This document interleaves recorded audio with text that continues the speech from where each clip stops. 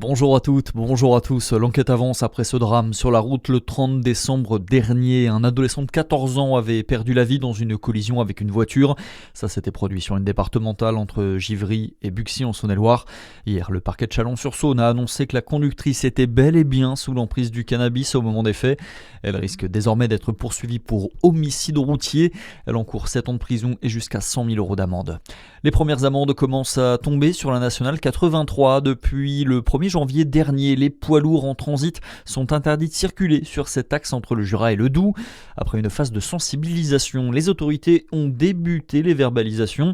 Vincent Didier-Laurent est responsable des contrôles routiers en Bourgogne-Franche-Comté. Et selon lui, la mesure est plutôt bien respectée, même si certains sont encore induits en erreur par leur GPS. On l'écoute. A priori, selon les riverains, effectivement, on constate déjà une certaine baisse du trafic en direction de Besançon. On leur explique que l'axe est interdit pour les véhicules qui n'ont pas à décharger ou charger sur les départements concernés.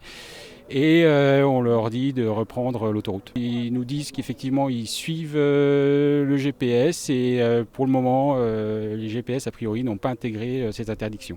Des propos recueillis par Charlie Chevasson. La nationale 83 était empruntée par 2000 camions tous les jours avant la mise en place de cette interdiction. Elle leur permettait d'éviter de payer l'autoroute.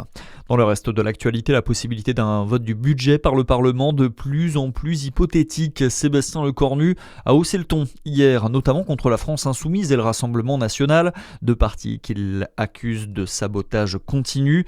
Restent désormais deux options, les ordonnances et le 49.3. Le Premier ministre se donne jusqu'à mardi pour trancher. En attendant, le gouvernement a annulé les débats prévus aujourd'hui et lundi à l'Assemblée nationale. Une acquisition du Groenland par les États-Unis est hors de question. Le Danemark a de nouveau manifesté son opposition aux velléités des Américains. Une déclaration alors que plusieurs pays européens, dont la France, ont envoyé des troupes sur le territoire arctique pour une mission militaire jusqu'à demain. Il s'agit d'une opération de reconnaissance. De son côté, Donald Trump a fait savoir que ce déploiement n'avait aucun impact sur son objectif.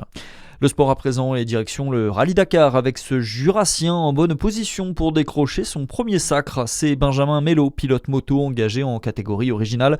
Il est deuxième du classement avec 3 minutes 30 de retard sur le leader. Un retard tout à fait rattrapable alors qu'il ne reste que 2 étapes dans le célèbre Rallye Raid. Et puis en biathlon, nouvelle médaille d'or pour le clan français. Hier, les hommes se sont imposés sur le relais en battant la Norvège et l'Allemagne. À suivre aujourd'hui la suite de l'étape allemande de Ruhpolding. Le sprint féminin va s'élancer à 14h30 en début d'après-midi et Lou Jean Monod, la Byzantine, toujours leader du classement général, va tenter de maintenir la pression sur ses adversaires. C'est tout pour l'essentiel de l'actualité à suivre. Votre météo sur Fréquence Plus.